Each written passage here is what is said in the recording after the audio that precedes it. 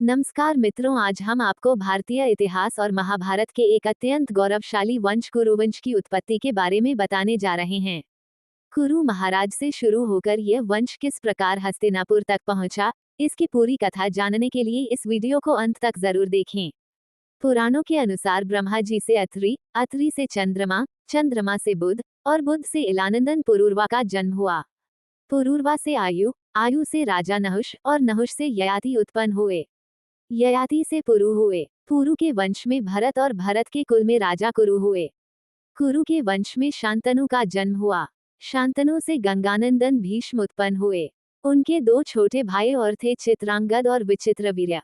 ये शांतनु से सत्यवती के गर्भ से उत्पन्न हुए थे। शांतनु के स्वर्गलोक चले जाने पर भीष्म ने अविवाहित रहकर अपने भाई विचित्रवीर्य के राज्य का पालन किया।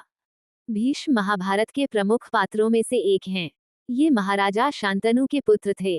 अपने पिता को दिए गए वचन के कारण इन्होंने आजीवन ब्रह्मचर्य का व्रत लिया था। इन्हें इच्छा मृत्यु का वरदान प्राप्त था। एक बार हस्तिनापुर नरेश दुष्यंत आखेट खेलने वन में गए। जिस वन में वे शिकार के लिए गए थे उसी वन में कण्व ऋषि का आश्रम था। कण्व ऋषि के दर्शन करने के लिए महाराज दुष्यंत उनके आश्रम पहुंच गए। पुकार लगाने पर एक अति लावण्यमयी कन्या ने आश्रम से निकलकर कहा, हे राजन, महर्षि तो तीर्थ यात्रा पर गए हैं, किंतु आपका इस आश्रम में स्वागत है। उस कन्या को देखकर महाराज दुष्यंत ने पूछा, बालिके आप कौन हैं? बालिका ने कहा, मेरा नाम शकुंतला है और मैं कण्व ऋषि की पुत्री हूँ।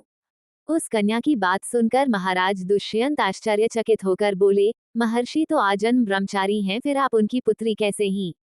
उनके इस प्रश्न के उत्तर में शकुंतला ने कहा, वास्तव में मेरे माता पिता मेनका और विश्वामित्र हैं।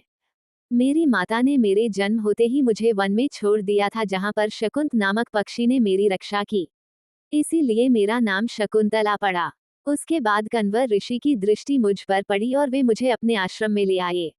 उन्होंने ही मेरा भरण पोषण किया। जन्म देने वाला, पोषण करने वाला तथा अन्न देने वाला, ये तीनों ही पिता कहे जाते हैं। इस प्रकार कण्व ऋषि मेरे पिता हुए। शकुंतला के वचनों को सुनकर महाराज दुष्यंत ने कहा, शकुंतले, तुम क्षत्रिय कन्या हो। यदि तुम्हें किसी प्रकार की आपत्ति न हो तो मैं तुमसे विवाह करना चाहता हूँ। शकुंतला भी महाराज दुष्यंत पर मोहित हो चुकी थी, अतः उसने अपनी स्वीकृति प्रदान कर दी। दोनों ने गंधर्व विवाह कर लिया। कुछ काल महाराज दुष्यंत ने शकुंतला के साथ विहार करते हुए वन में ही व्यतीत किया। फिर एक दिन वे शकुंतला से बोले, प्रियतमे, मुझे अब अपना राजकार्य देखने के लिए हस्तिनापुर प्रस्थान करना होगा। महर्षि कण्व के तीर्थ यात्रा से लौट आने पर मैं तुम्हें यहाँ से विदा कराकर अपने राजभवन में ले जाऊंगा। इतना कहकर महाराज ने शकुंतला को अपने प्रेम के प्रतीक के रूप में अपनी स्वर्ण मुद्रिका दी और हस्तिनापुर चले गए। एक दिन उसके आश्रम में दुर्वासा ऋषि पधारे।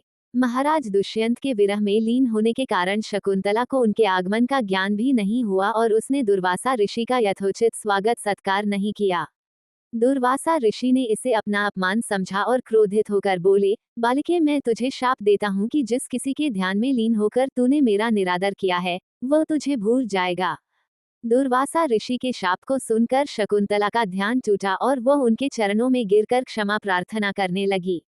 शकुंतला के क्षमा प्रार्थना से द्रवित होकर दुर्वासा ऋषि ने कहा, अच्छा, यदि तेरे पास उसका कोई प्रेम चिन्ह होगा तो उस चिन्ह को देख, उसे तेरी स्मृति हो आएगी। महाराज दुष्यंत से विवाह से शकुंतला गर्भवती हो गई थी। कुछ काल पश्चात कण्व ऋषि तीर्थ यात्रा से लौटे, तब शकुंतला ने उन्हें महाराज दुष्यंत के साथ अपने गंधर्व विवाह के विषय में बताया। इस पर महर्षि कण्व ने कहा, पुत्री, विवाहित कन्या का पिता के घर में रहना उचित नहीं है। अब तेरे पति का घर ही तेरा घर है। इतना कहकर महर्षि ने शकुंतला को अपने शिष्यों के साथ हस्तिनापुर भिजवा दिया। मार्ग में एक सरोवर में आचमन करते समय महाराज दुष्यंत की दी हुई शकुंतला की अंगूठी, जो कि प्रेम चिन्ह थी, सरोवर में ही गिर गई। उस अंगूठी को एक मछली निगल गई।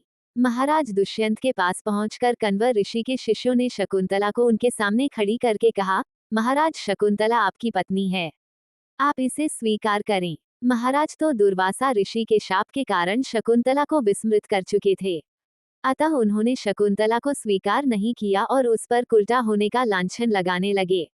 शकुंतला का अपमान होते ही आकाश में जोरों की बिजली कड़क उठी और सबके सामने उसकी माता मेनका उसे उठा ले गई। जिस मछली ने शकुंतला की अंगूठी को निगल लिया था, एक दिन वह एक मछुआरे के जाल में आ फंसी। जब मछुआरे ने उसे काटा तो उसके पेट अंगूठी निकली। मछुआरे ने उस अंगूठी को महाराज दुष्यंत के पास भेंट के रूप में भेज दिया। अंगूठी को देखते ही महाराज को शकुंतला का स्मरण हो आया और वे अपने कृत्य पर पश्चाताप करने लगे।